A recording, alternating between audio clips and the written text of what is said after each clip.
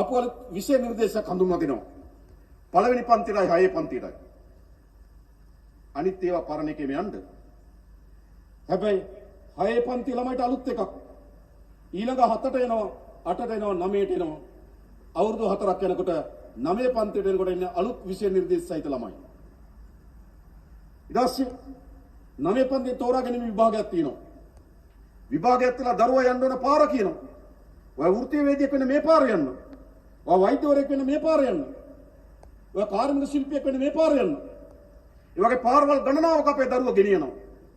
ඉඳ පාසලට ඇතුළත් වෙන දරුවෙක් අධ්‍යාපන වශයෙන් නිපුණතාවයක් හෝ වෘත්තීය වශයෙන් නිපුණතාවයක් නැතුව කිසි පාසල් දරුවෙක් එළියට වැටෙන්න දෙන්නේ නැහැ. මතක තබා ගන්න. අධ්‍යාපනයේ විශාල වෙනසක් ඇති කරනවා.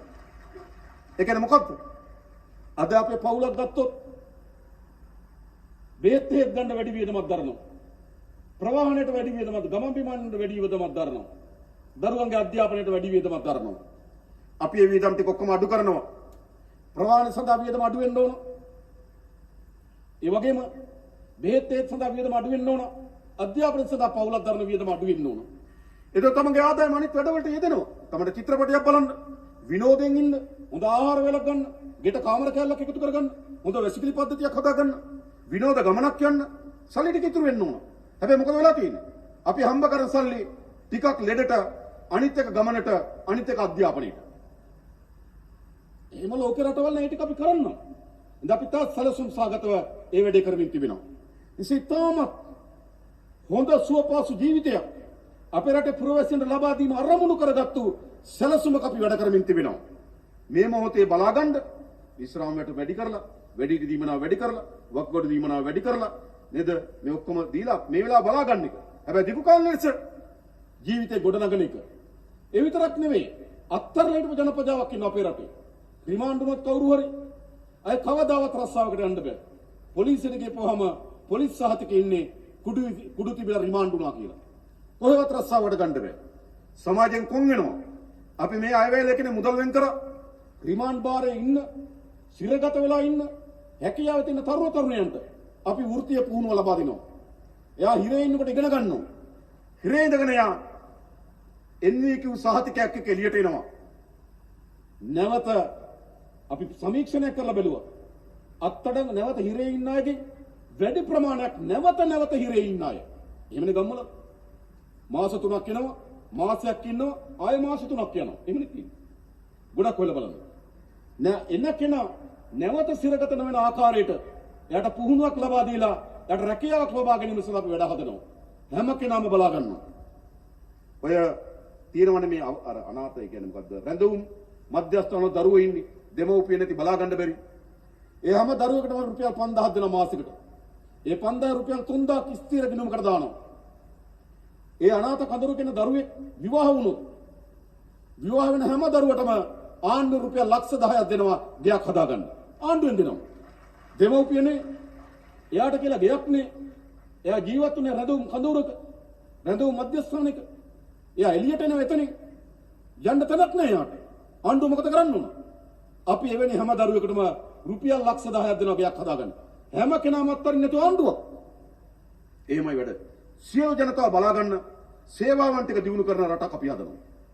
ඊට පස්සේ එතරින් නතරන ආර්ථික ස්ථාවරභාවයට ගේනවා. තවත් ආර්ථිකේ පිම්මක් ගන්නවා. අපේ ආර්ථික විශාල පිම්මක් ගන්න පුළුවන් සංචාර කර්මාන්තේ. අපි ඔයගලන්ට කියන්නම් මේ 2025 වසර ලංකාවේ වැඩිම සංචාරකයන් එන වසර බවට පත් වෙනවා. මතකද? වැඩිම සංචාරකයන් වසර. අපි ලක්ෂ 25 පන්නනවා, ලක්ෂ 30ට කිට්ටු කරනවා. මතකද? හදලා තියෙනවා. හැබැයි සංචාරකයන් එනකොට මොකද වෙන්නේ?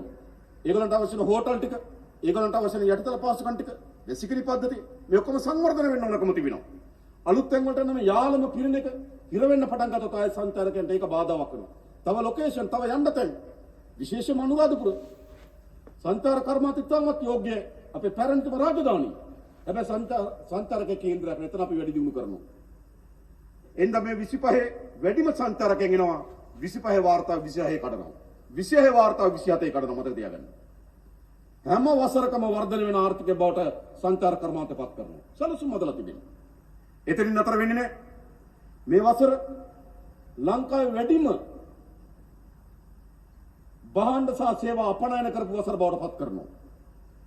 වැඩියෙන්ම පිටරටට භාණ්ඩ සහ සේවා අපනයන කරලා වැඩිම ආදායම උපයන අවුරුද්ද මේ 2025 අවුරුද්ද මතක තබා ගන්න. ඉතිහාසයේ වැඩිම අපනයන ආදායම උපයන අවුරුද්ද වෙනවා. එහෙමයි. ඒ විතරක්ද? මේ ඒ සඳහා අපි කර්මාන්ත දිරිගන්නනවා, අපනයන ගම්මාන හදන්න සැලසුම් කරලා තිබෙනවා, අපනයන කර්මාන්ත කරන සහාය දෙනවා, නීතිමය බාධා ඉවත් කරනවා, විශාල වැඩ කොටසක් අපි කරමින් තිබෙනවා. වැඩිම ඩොලර් ප්‍රමාණයක් භාණ්ඩ සහ සේවා පිටරට විකුණලා උපයන අවුරුද්ද මේ අවුරුද්ද. තම වසරකම වර්ධනය වෙන ආර්ථිකය බවට සංචාර කර්මාන්තය පත් කරනවා. සැලසුම් හදලා තිබෙනවා. එතනින් නතර වෙන්නේ නැහැ. මේ වසර ලංකාවේ වැඩිම භාණ්ඩ සහ සේවා අපනයන කරපු වසර බවට පත් කරනවා. ඒ විතරක්ද? මේ ඒ සඳහා අපි කර්මාන්ත දිරිගන්නනවා, අපනයන ගම්මාන හදන්න සැලසුම් කරලා තිබෙනවා, අපනයන කර්මාන්ත කරන සහාය දෙනවා, නීතිමය බාධා ඉවත් කරනවා, විශාල වැඩ කොටසක් අපි කරමින් තිබෙනවා. වැඩිම ඩොලර් ප්‍රමාණයක් භාණ්ඩ සහ සේවා පිටරට විකුණලා උපයන අවුරුද්ද මේ අවුරුද්ද. මෙතෙක් තිබුණු හැම අවුරුද්දකටම වඩා. ඒ වගේම විදේශගත ශ්‍රී ලාංකිකයන් අපේ රට ගැන විශ්වාස තිබලා, මේ ආර්ථිකය කෙරෙහි විශ්වාස තිබලා විදේශගත ශ්‍රී ලාංකිකයන් වැඩිම ඩොලර් ප්‍රමාණය වපු අවුරුද්ද බවට 2025 අවුරුද්ද පත් වෙනවා. ඒ විතරක්ද? ආණ්ඩුවට වැඩිම ආදායම වෙන අවුරුද්දත් මේ 2025 අවුරුද්ද. ඒ කියන්නේ ආණ්ඩු භාණ්ඩාගාරයට වැඩිම සල්ලි යන අවුරුද්ද වෙනවා. අපි සැලසුම හැදුවා දේශීය ආදායම් දෙපාර්තමේන්තුවට, අපි දේශීය ආදායම් දෙපාර්තමේන්තුවට මේ ජනවාරි පෙබරවාරි වල ඉලක්කයක් දුන්නා. දැන් මම බැලුවා ජනවාරි මාසේ පෙබරවාරි මාසේ දීපු ඉලක්කය, ඒ කියන්නේ අපි ලබා දුන්නු ඉලක්කයට වඩා වැඩි ප්‍රමාණයකින් ආදායම උපයලා තියෙනවා දේශීය ආදායම් දෙපාර්තමේන්තුව. අපි බදු ගෙවන්න පොළඹවලා තියෙනවා. බදු ගෙවන මුදල් ආරක්ෂා කරනවා කියලා පෙන්නලා තියෙනවා. බදු ගෙවන අය විනෝද තමන් හොරකම් කරනවා, තමන්ගේ මුදල් නැති වෙනවා, තමන්ගේ මුදල් නාස්ති කරනවා කියලා බදු ගෙවන්නේ නැහැ. අද ක්‍රමානුකූලව පුරවැසියන් බදු ගෙවන්න පුරුදු වෙමින් තිබෙනවා. අපි මේ බදු ගෙවන හැම කෙනෙකුම කියනවා, ඔබ බදු ගෙවීම පිළිබඳ ස්තුතිවන්ත වගේම ඔබ ගෙවන හැම බදු මුදලක්ම සෑම රුපියලක්ම අපි පරිස්සම් කරලා පෙරලා රටට ජනතාවටත් ඒකෙන් වැඩ කරනවා. බදු ගෙවන්න. එහෙමයි රටක් හදන්න. රට ඉතාමත් ශීඝ්‍රගාමී වැදගත් පියවර ගණනාවකට අවතීර්ණ වෙලා තියෙනවා. කොහෙද මේ ආණ්ඩුව හදලා තියෙන මාසෙහි? දැන් මේ රටේ ජනතාව විවිධ අවස්ථාවල ආණ්ඩුව හැදුවනේ. මාසෙහිදී මෙහෙම ආණ්ඩුව ලංකා ඉතිහාසෙ මැදිලා නෑ මතක තබා ගන්න.